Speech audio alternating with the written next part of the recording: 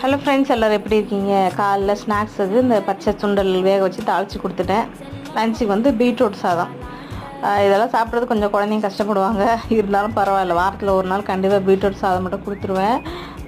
கொஞ்சம் நெய்யெல்லாம் ஊற்றி கலந்து கொடுத்தா நல்லா டேஸ்ட்டாக இருக்கும். மிச்சம் இருந்தால் கொஞ்சம் நல்லாயிருக்கும் கடிச்சிக்க. இல்லை உருளைக்கிழங்கு வறுவல் அந்த மாதிரி எதாவது இருந்தாலுமே சூப்பராக இருக்கும். பசங்களை ஸ்கூலில் விட்டுட்டு சரி அப்படியே காய் வாங்கலான்னு போனேன். காயெல்லாம் பயங்கர விலையாக இருக்குது.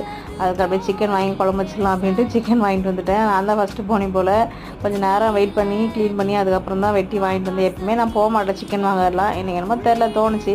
பெரியவளுக்கு ஒரே சளி, லைட்டாக ஃபீவராக இருக்குது. சரி கோல்டுக்கு நல்ல காரசாரமாக சாப்பிட நல்லாயிருக்கும் அப்படின்ற மாதிரி பேசிகிட்டு இருந்தா.